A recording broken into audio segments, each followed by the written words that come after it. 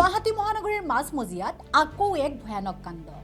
গুৱাহাটীৰ চানমাৰীৰ red cross পথৰ এটা ফ্লেটত সংঘটিত হৈছে এই ঘটনা।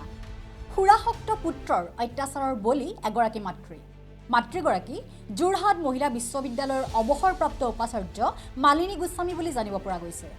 জানিব পৰা মতে কুলংগাৰ পুত্ৰ নিৰ্বাণ গোস্বামীয়ে দীৰ্ঘদিন ধৰি মাতৃক ফ্লেটৰ কোঠাৰ ভিতৰত আবদ্ধ কৰি শাৰীৰিক আৰু মানসিকভাৱে অত্যাচাৰ কৰে। সুৰাপান কৰি পুত্ৰই মাতৃৰ ওপৰত জঁপিয়াই মাৰপিট পৰ্যন্ত কৰে। দীৰ্ঘদিন ধৰি নিৰ্যাতনৰ বলি হোৱা মাতৃয়ে অৱশেষত অত্যাচাৰ সহ্য কৰিব নোৱাৰি এখন চিঠিত সবিশেষ পুত্ৰৰ আখৰিক অত্যাচাৰৰ বিৱৰি লিখি ফ্লেটৰ তললৈ পেলাই দিয়ে।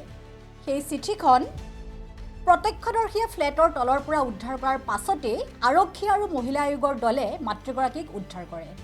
আৰক্ষী আৰু মহিলা আয়োগৰ সদস্যই জনোৱা মতে মাতৃগৰাকীক উদ্ধাৰ কৰাৰ সময়ত ঘৰটোৰ সকলো দুৱাৰ বন্ধ আছিল আৰু দুৱাৰৰ তলা ভাঙিহে মাতৃগৰাকীক উদ্ধাৰ কৰিবলৈ সক্ষম হৈছিল আৰক্ষীয়ে। এই ঘটনাই প্ৰমাণ কৰে যে কুলংগাৰ পুত্ৰই কিদৰে মাতৃক দুৱাৰত বাহিৰৰ পৰা তলা লগাই কোঠাৰ ভিতৰত আবদ্ধ কৰি ৰাখিছিল। মাতৃয়ে লিখা চিঠিখনত পুত্ৰ নিৰ্বাণৰ শিহৰণকাৰী অত্যাচাৰৰ ন তথ্য উদ্ধাৰ হৈছে। ইতিমধ্যে আৰক্ষীয়ে পুত্ৰ নিৰ্বাণক গ্ৰেপ্তাৰ কৰি তদন্ত প্ৰক্ৰিয়া আৰম্ভ কৰিছে। কেৱল গুৱাহাটী মহানগৰীয়ে নহয়, সমগ্ৰ অসমৰ প্ৰেক্ষাপটলৈ চকু ফুৰালেই নিতৌ নতুন অমানৱীয় ঘটনা সংঘটিত হোৱা দেখা পোৱা যায়। মানে লিখিছে যে মোক বন্ধ কৰি থোৱা হৈছে, ইমিডিয়েট মোক প্ৰটেকশ্যন লাগে, মই ওলাব পৰা নাই, মই বৰ সংকটত পৰিছোঁ, ইয়াতো টুকুৰা পালোঁ, আমি বন্ধ কৰি থোৱা হৈছে, মোক মোকোলাই নিয়া। কোনোবা চাম শৰ্মালে লিখিছে টুকুৰা টুকুৰি কাগজ। ভিতৰখনত দেখিছোঁ গোটেই যোৱাকালি ৰাতি বোধহয় খুব বেছি হেৰি হৈছে, কাৰ লগত হৈছে বাৰু নাজানো মই, তো মাৰপিট কিবা এনেকুৱা হৈছে তাতে। আৰু আমি আহি ইয়াত একজেক্টলি মই 4টা বজাত পাইছোঁ। মই বাহিৰত আছিলোঁ, গোলাঘাট আছিলোঁ। আহি পেলাই পোৱাৰ পিছত সেইকণ সময় মোক লগা হৈছে, মানে ঘৰত দিয়ক। মই আৰু আমাৰ ওৱান ষ্টপ চেণ্টাৰৰ তেওঁ ইলুস্মিতা, আমি দুয়োগৰাকী আহিলোঁ। আহি থানাৰ পৰা পুলিচ লৈ পেলাই, অকলেতো সেইটো সম্ভৱ নহয়, আহি ইয়াতে চালোঁ যে চব দৰ্জা বাহিৰৰ পৰা ভিতৰৰ পৰা চব লক আছে। ইমান দৰ্জা আছে, চব দৰ্জাই লক আছে। 3বাৰ 4বাৰ অহা যোৱা কৰিলোঁ আমি, থানালৈ যাওঁ আকৌ আহোঁ, এনেকুৱা কৰি কৰি শেষত দেখিছোঁ যে কোনো ক্লু নাই।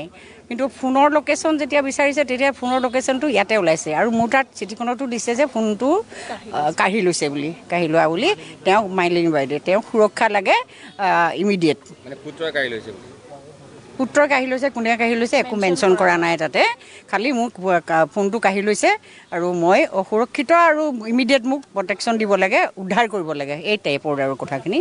গতিকে আমিতো ধৰক আমাৰ নিজৰভৱীয়া কোনো তেনে হেৰি নাথাকে, তো ফিজিকেলি মই নিজে আহিছোঁ। পুত্ৰই মোক ডাইৰেক্ট অহাৰ অলপ পিছতে মোক চাৰ্চ কৰিছে, কেলৈ আহিলে। মই কৈছোঁ যে বাইদেউৰ এটা মেছেজ গৈছিল, সেইকাৰণে মই বাইদেউ কি সুৰক্ষিত আছে কি আছে বাইদেৱে অসুৰক্ষিত বুলি কৈছিল, সেইকাৰণে মই আহিলোঁ এনেকৈ। তাতে বহুত কথাই কৈছে, পুলিচ কিজনকো বহুত বেয়াই ব্যৱহাৰ কৰিছে তেওঁ। আৰু তেওঁ মোক কথাত লাগি ক'লে, মই কালি মা আৰু মই বহুত কাজিয়া লাগিছিলোঁ, মই সেইকাৰণে আপুনি আহিছে নেকি, এইটো কিন্তু কৈছিল। তেতিয়া আমাৰ ডাউট আৰু বেছি হৈ গুচি গ'ল, তেতিয়া আমাৰ সন্দেহটো আৰু বাঢ়ি গুচি গ'লগৈ, মানুহজনী ক'ত আছে। এটা ফোনৰ পৰা যেতিয়া মেছেজ এটা দিলে, সেই মেছেজ ফোনত আমি কণ্টেক্ট কৰি আছোঁ, সেই ফোন নুঠায়, ফোনৰ কোনো ৰেছপন্স নাই। সিদিনা সন্তানৰ অৱহেলাত মৃত্যু হোৱা অনুপমা দত্তৰ গাৰ নোম শিয়ৰি উঠা খবৰৰ পাছতেই আকৌ পুত্ৰৰ হাতত মাতৃৰ অত্যাচাৰৰ ঘটনাই প্ৰমাণ কৰে যে সভ্য সমাজক লজ্জিত কৰা জীৱশ্ৰেষ্ঠ মানৱৰ মানৱীয় স্খলন। News desk report, #news.